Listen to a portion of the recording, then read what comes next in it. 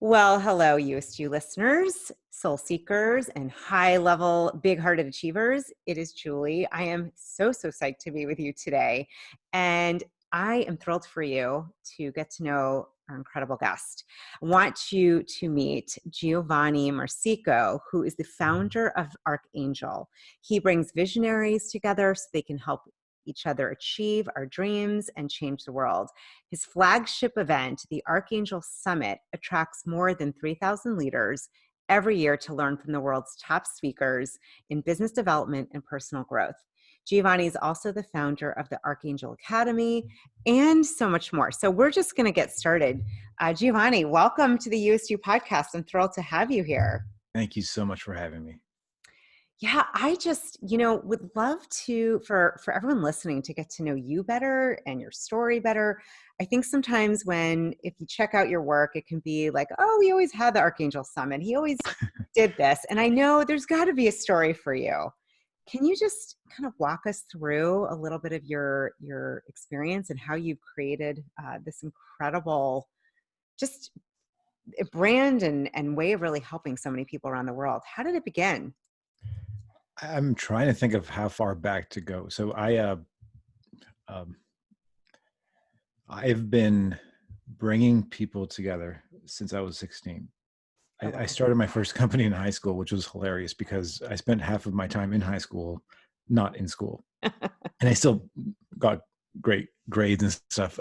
But my best friend and I think when we were 15, we started going to these things in Toronto, which is where we're from, called All Ages Dance Party, where it was like non-alcoholic places for teens to party.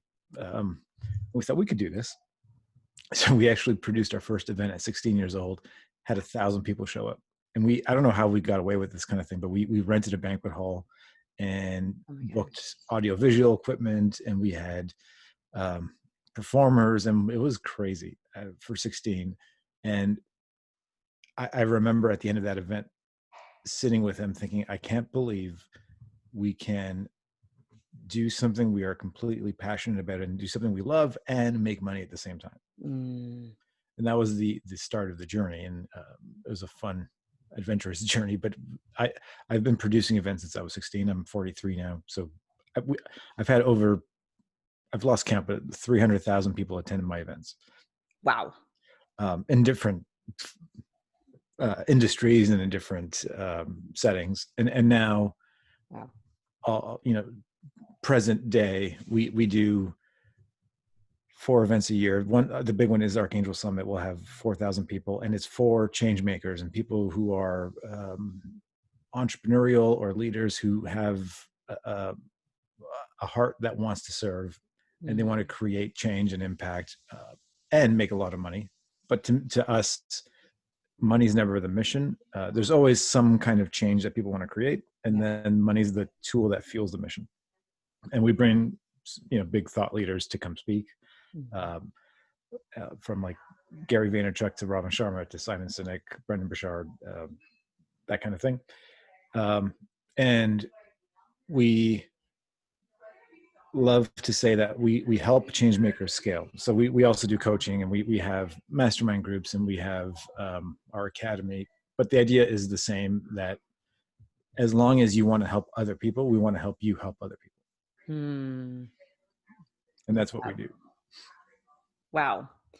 So 300,000 people, that you've produced quite a few events. I mean, yes. that's an amazing story at 16. That's so crazy. Well, would you say that's when it started? I guess that's when you realized, I'm an entrepreneur. I need to do this. Yes. Yeah. And there was a lot of friction. My parents, who are amazing, and they still date. So they've been awesome role models. But I went through what I think a lot of people went through back in school, where their whole philosophy was get a good job, stay in school, be safe. And for most entrepreneurs, or maybe all of us, that's usually the wrong messaging. And it's like, try as hard as you can to fit in, and yet all of us want to stand out. So there's a lot of angst. And my guidance counselors would say, you're great at math and science, you should get an engineering degree, which I listened because I thought you're the people supposed to guide me. And I went to engineering school and I hated it. Dropped out, had a whole black sheep thing happen in my family because how could you drop out of university? I was one of the first people in the family to go, always knowing I was entrepreneurial. So there's that struggle of wanting to get the parental approval and at the same time already understanding who I am and what I want to do. And I feel like there's so many people who have a similar journey. And if that's you, so if someone's listening, that's you, I want to help you. Because I get so much joy, especially younger people who struggle. I spoke at, there's a school in Toronto called You-est, which is it's the top business school in Canada, and very high regarded. And speaking to a whole bunch of business students, I asked them this question: why are you here? And we went deep, and for most of them, it was because of adult guidance, parents, and I love speaking to young people who are in that same place that I was in. It's awesome. No, I love that. I love what you said earlier about, it's funny. I was like, did you read my goal card? It's the servant heart and really money to fuel the mission. I just love where you're coming from. And I'm curious because one of the things that we focus on here is this idea, being your You-est you, like really living into your higher purpose, right? And oftentimes it means being the black sheep, or what does it take to listen to that inner guidance when it's not what the conventional wisdom is saying? And Right. wondering if you have any stories, or I mean, you kind of just shared there, but any more about listening and or sensing it and taking action because that's your guidance told you to. For sure. Oh, so much. I'll share too. When I was in 5th grade, I was 10 years old. The schools here did IQ testing, and I tested very high, and they labeled me as gifted.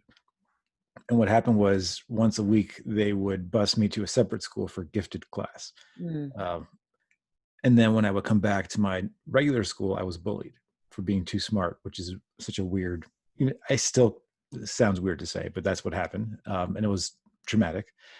And I didn't understand it. So I had a negative stigma around the word gifted. And then in high school, right before my parties, I discovered comic books and fell in love with superheroes and was very nerdy. And back, now if you love comic books and superheroes, you're cool. Yeah. Back then you had to kind of do it in secret. Yeah, not so much. Yeah. And fell in love with things like, or characters like Spider-Man and Iron Man, but it was the X-Men, the first X-Men that I picked up on the very first page said Xavier School for Gifted Youngsters. And there was that word again. And now it meant superpowers. And I fell in love with the X-Men. In high school, I would say, when I grow up, I want to create a real life X-Men, which is what we've done. And I believe that we all have a gift. We all have these superpowers that are unique to us. And the clues around them are that when you're young, it's the thing that makes you stand out. And often the thing you might get bullied for, or you might be told to stop doing. Like I would daydream all the time. And the common language was stop dreaming, get your head out of the clouds, stop dreaming. And now I'm a professional dreamer. Right. And I think that's the clue. What is the thing that you were told to stop doing? It might be you're too loud or whatever. Stop dancing, stop something. And there's the conflict again of standing out versus fitting in, where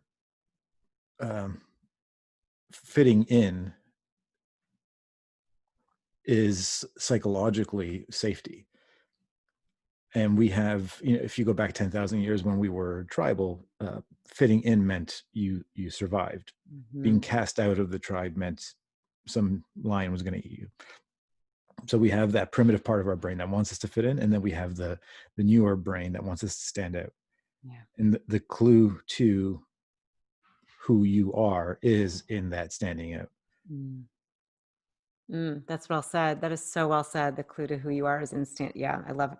Say that again because I think I just messed it up. The clue to Yeah, who you are is in standing out. is in What standing what out. what makes you stand out? What lights you up?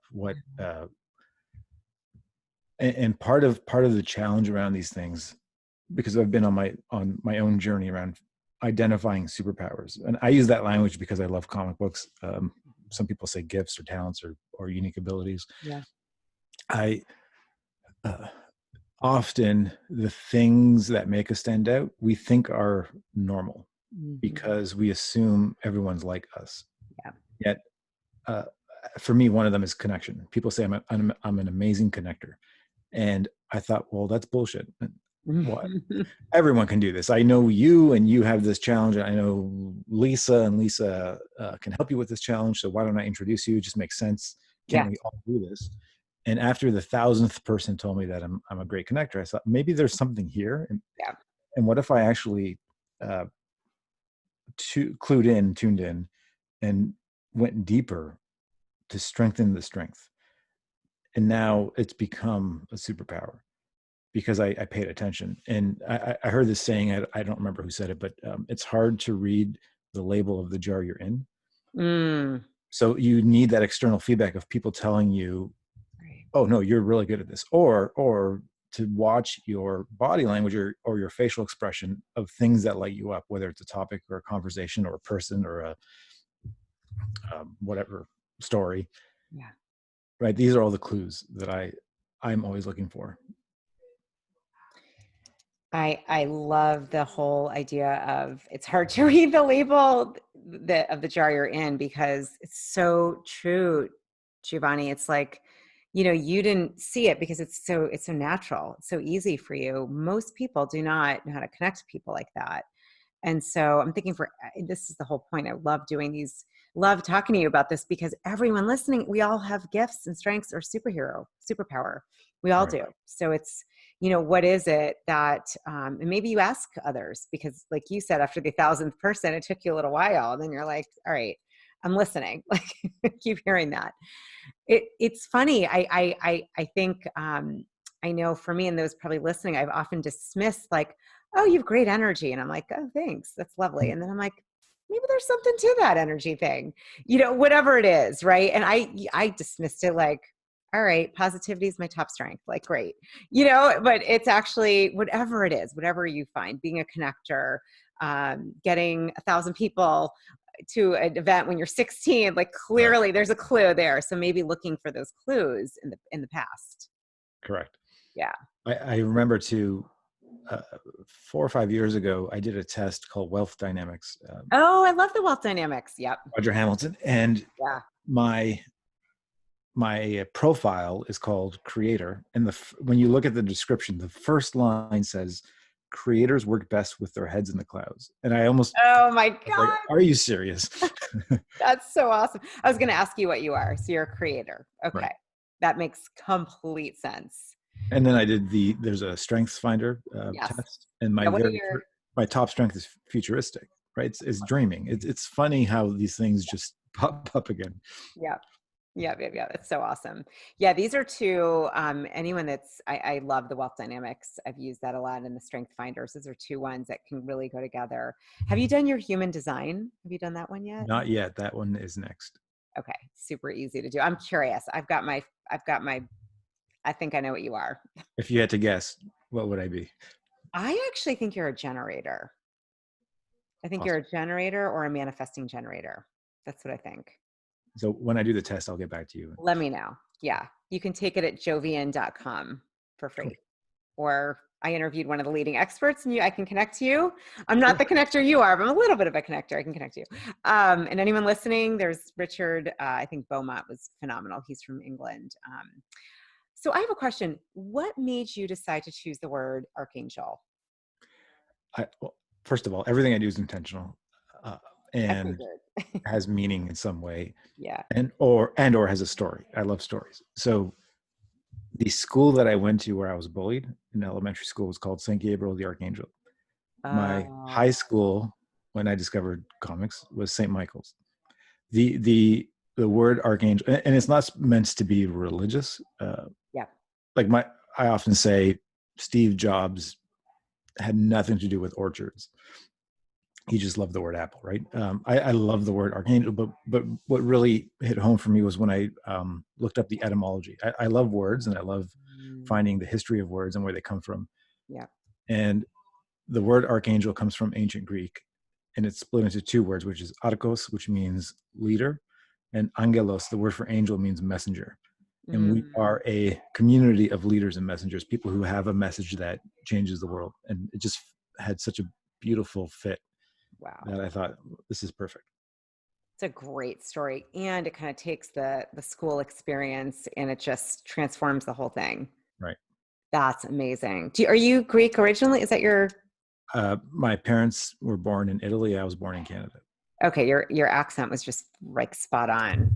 So, I love words. So when I learn yeah. languages, I try my best to pronounce in that language. Yeah. I should have known Giovanni is extremely Italian, but that's okay. That's all right. It's all good. I love that story. That's so powerful. Yeah. Have you, I'm curious because you've had so many incredible speakers. I have looked through the different years, and I recognize many. I've heard many. I've met some. I've really inspired by everyone that you've had. Are there a few that stand out as being most memorable, or their message being just blowing you over? Maybe also the community as well, but for you specifically.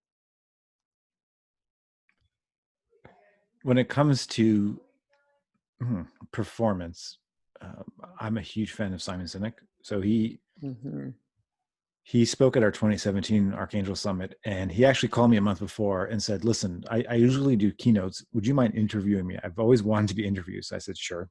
And every answer he gave was a 12 out of 10. I don't know. He's magnificent at just pulling out incredible language. Yeah. So for that, he was incredible.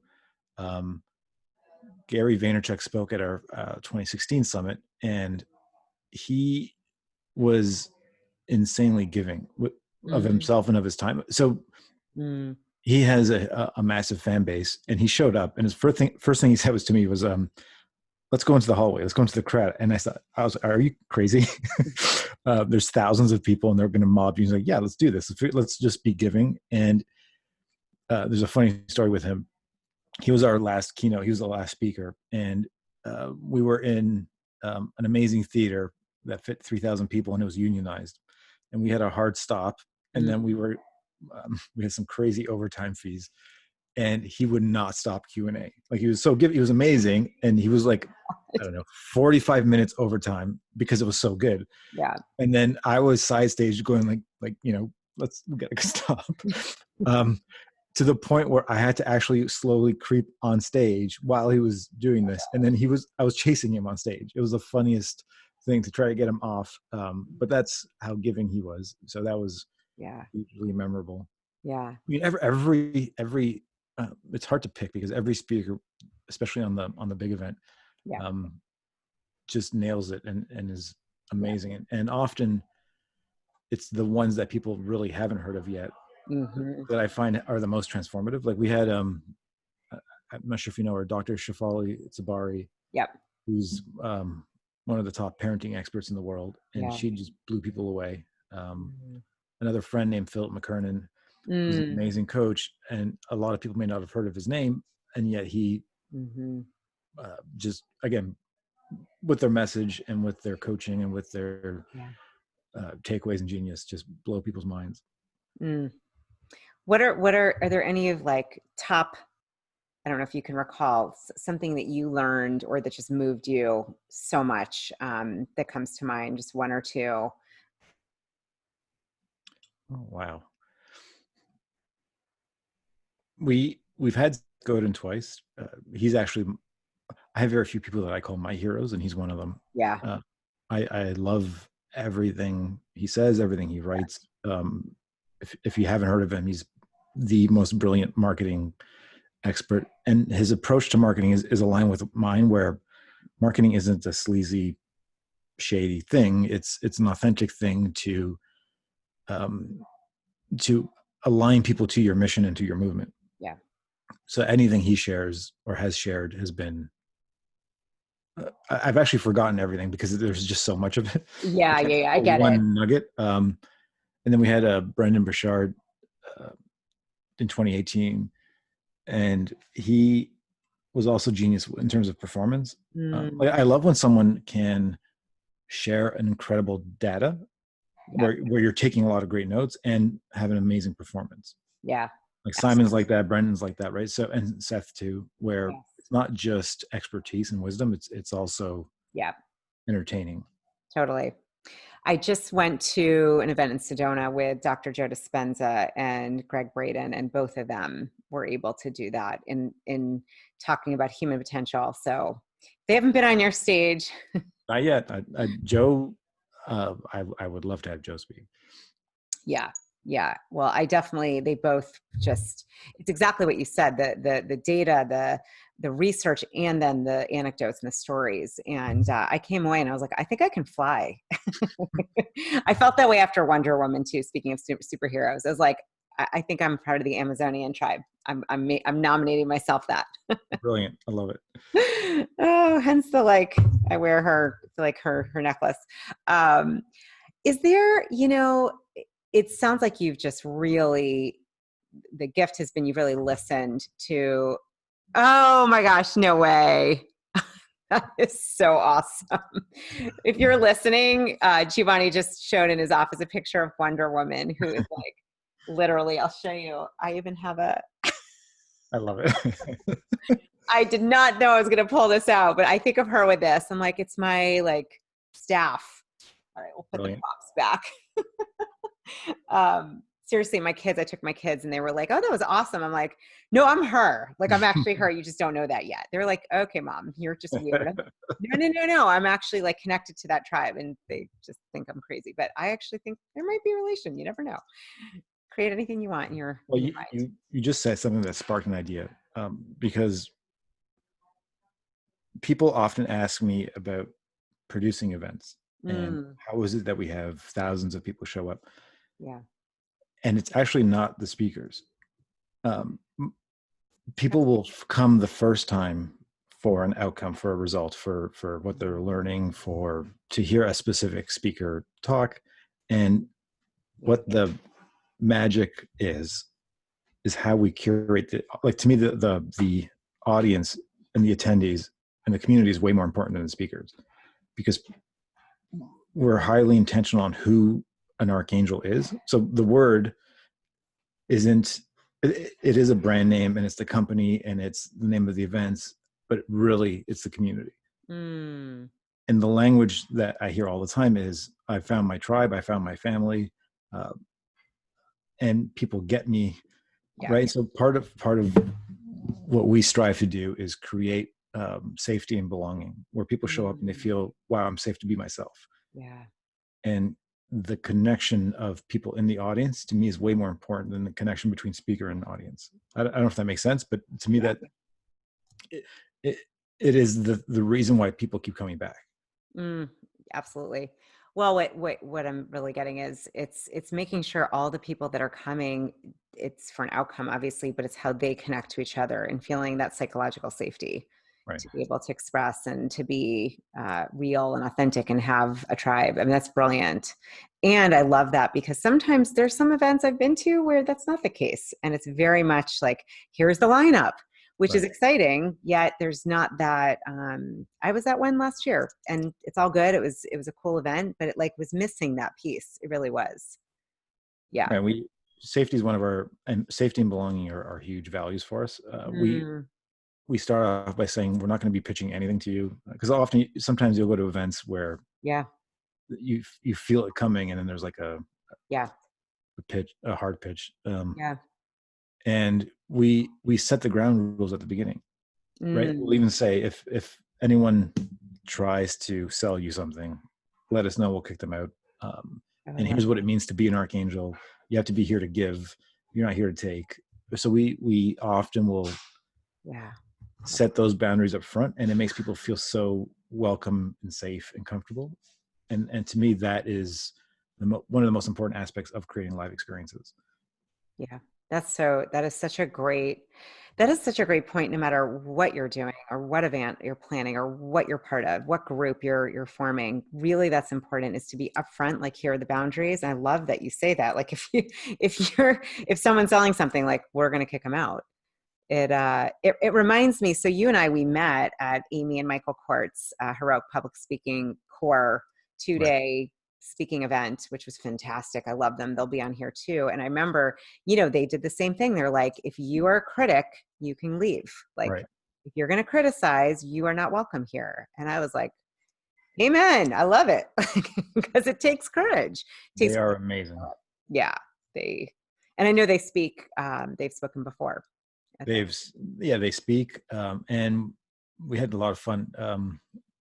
In 2018, we did I'm going to say speaker competition, but that's the wrong language. We did a speaker showcase where any attendee can submit a 2-minute video of their talk, and then we picked our 5 favorites, who then delivered that talk on our main stage in front of thousands of people.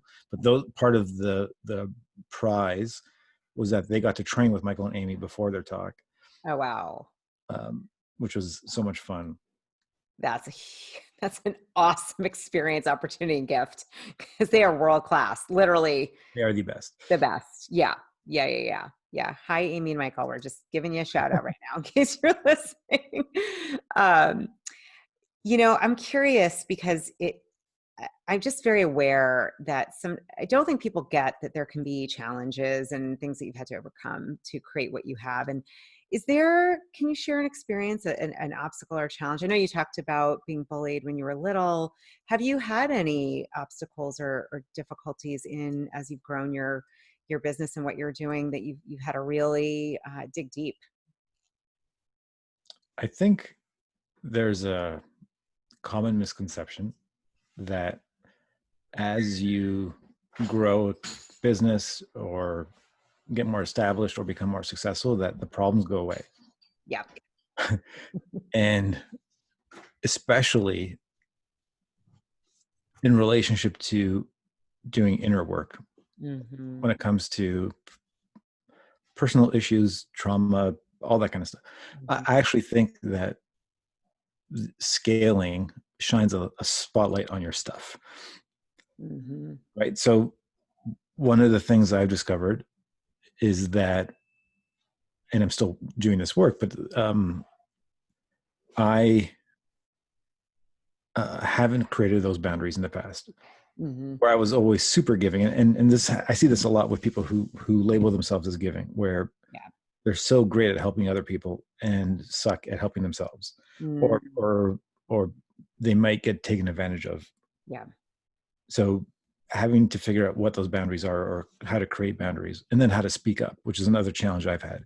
Mm-hmm. I've always hid behind the things I'm doing. Yeah. Where I always made it about the business or about the community or about the event. And I was like backstage.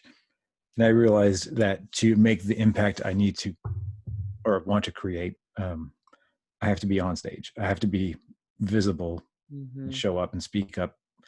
So that's been one of my own hurdles that I've been working on. Yeah. Thanks for sharing that so authentically. I think there's, and I don't know, we've named some of the assessments. I used to teach the Myers-Briggs, which is kind of that extroverted, introverted. And it sounds like maybe you fell somewhere in the middle, we leaning towards, I don't know if you were introverted, but INFJ. Oh, okay. We're like brothers and sisters, kind of. We have the N and the F. I play a J, but I'm actually a P. Yeah. No, so I know, because I've just seen this as I've gotten to kind of be around other, those that want to make a big impact, that are speaking, that, they're really actually introverted. And so doing that work of being on stage can be it takes something to be comfortable Right. to do that. And I love what you said. It's like, your stuff is out there. So you just clearly you're somebody who's wanting to overcome that and push forward and really be your best. And I love that. It really, it speaks to exactly what this show is about, which is, you play into your strengths, and then it's about serving and making an impact. And so it sounds like you've really gotten over that, or getting over working on it, which is very human. I mean, we all work on something, or we Mhm. don't. Always. Always. Such always.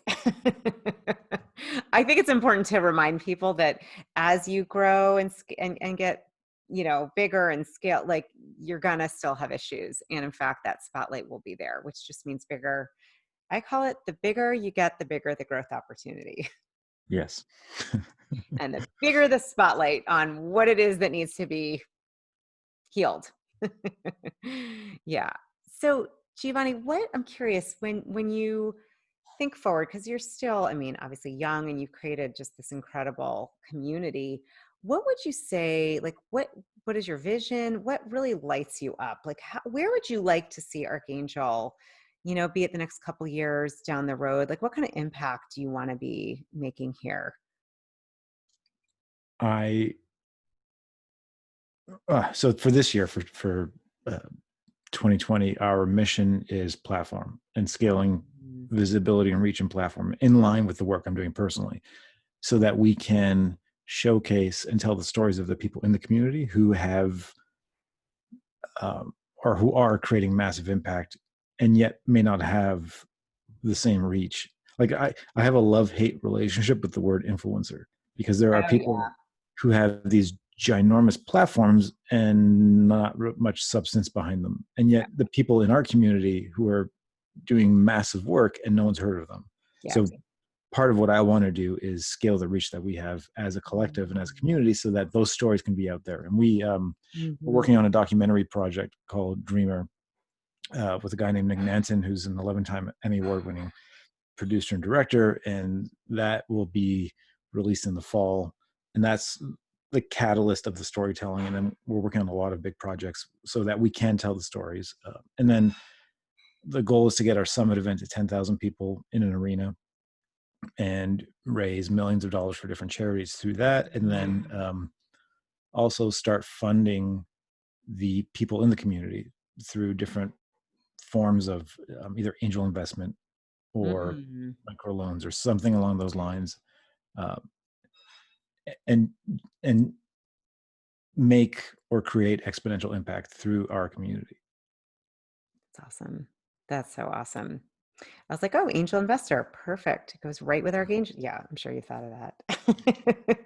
I love that. You can just hear, one of the things I love about you and what I'm hearing is just you're really that support for those that are just wanting to make a big difference and serve. And I so get you with the word influencer. It's like, I don't think it's the best word. I actually would Right. prefer something like, and this is going to sound more woo woo, but it's like, are you a light worker? Like, are Right. you here to, are you a big hearted, servant's not the right word, but on a mission? That to me is more important. It sounds like that is exactly what you're about. Yes.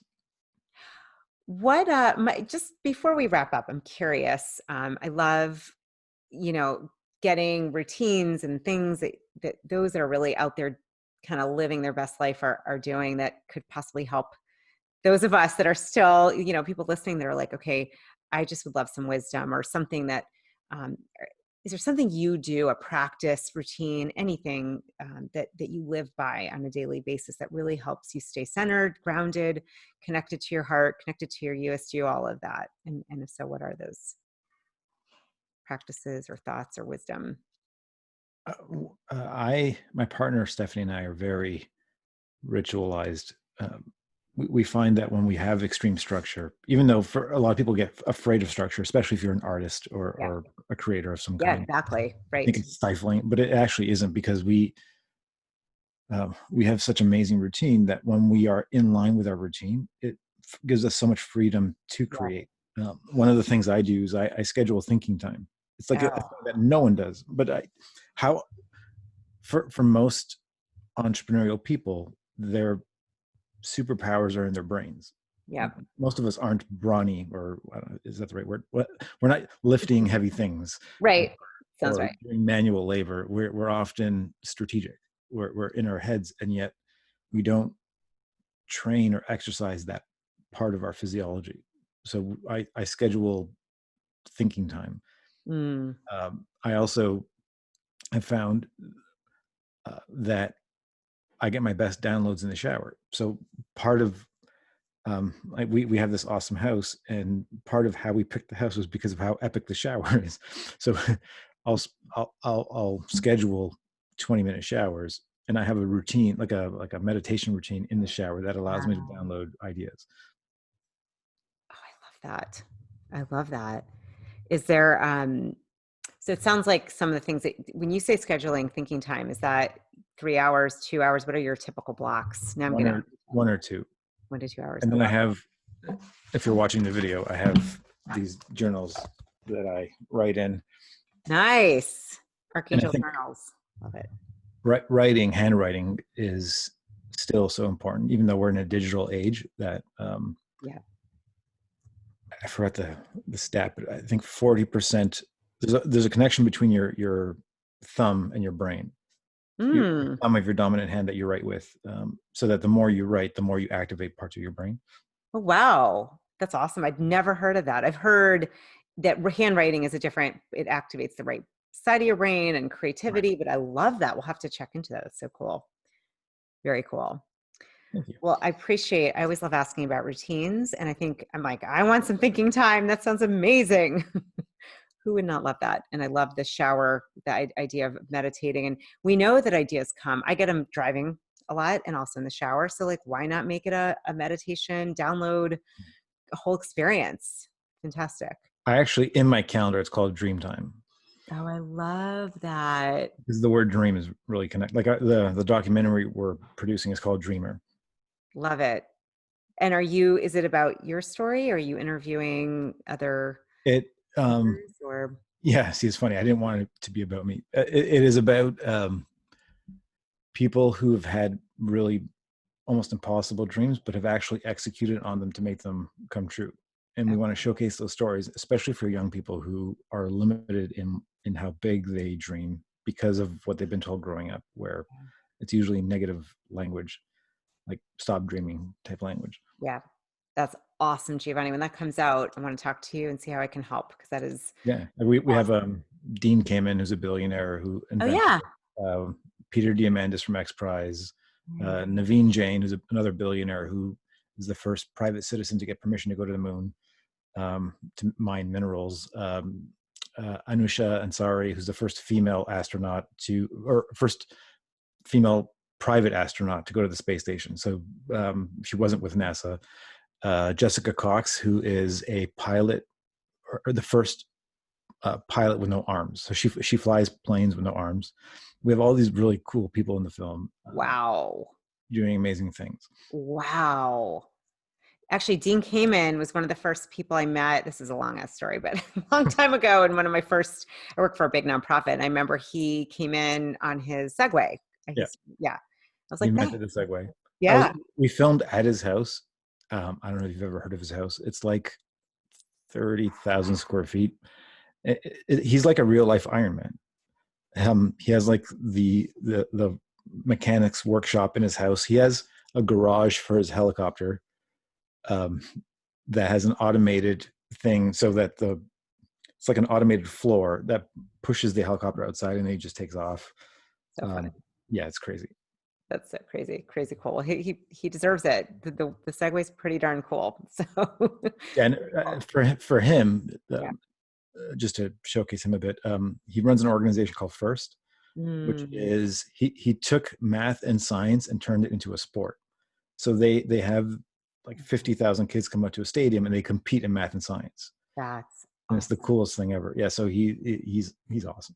That's so awesome. Oh, I remember I was inspired by him years ago. He was such a good speaker. I remember him and Seth Goldman, who started Honest Tea, who I now gotten to know him and his son a little bit, but Dean was just, oh my gosh, he just is such a visionary. I can see why you guys totally, I bet futuristic might be first for him too. Yes, it was a I high think probability. I think so. Oh my God, Giovanni, this has been so much fun. Is there anything else? And I just like to ask this, anything I didn't ask you or anything coming to you that you just feel like, I really want to share this for our listeners? I think if For anyone listening, if you are inspired to create change in any way and you feel like you have a gift that you want to share, just reach out to me, find me, whether it's on social. You go to archangelacademy.com or come to our summit event and meet other people like us. Like we often, people like us feel like aliens, as if the story I'll say is, imagine you're on Mars and there are Martians. So that we've discovered an alien race. They're called Martians, and you're the only human on Mars. How that's what we feel like here. And imagine what it would feel like for 3 years to be the only human on Mars, and then you see another human. What would you do, right? They become your new BFF, and then you see another one and another one and another one. That's what my journey's been like. Where Archangel is a community of aliens. Mm, When we all come together, we feel like we're family, even though we're not blood related, but we are related. We're all one tribe and one community. So if you've ever felt like you want community, then find us, and we're waiting for you. That's awesome. I'm like, well, I'll be signing up. That's awesome. Well, I just, I want to just honor and acknowledge you. I think it takes a lot of courage to decide to, first of all, you were talking about the bullying experience, to decide you're going to listen and follow the daydream. I have a shirt that says, "Don't quit your daydream." And you've like really lived that out. And it's very easy, especially when those around you, if you're the first to go to college or you're the first, whatever is going on, to just go with the flow of everybody else. And I think it's so fantastic. I can tell listening to you, even when we met, like you're so authentic. And so you're aligned, you're aligned with what you're here to do. And, I'm so grateful for you, for your time, what you've created. And yeah, I know what's being put out in the world is going to help so many people. And anyone that's listening, we'll have all of your information too in the show notes. You've been so giving and generous, and I really acknowledge you. You're total light. I'd call you a light worker. And I'll even put up my my Wonder Woman staff or whatever it is. I think of Wonder Woman with this. Thank you for being your superhero, Giovanni. I'm really honored to be on your show. Thank you.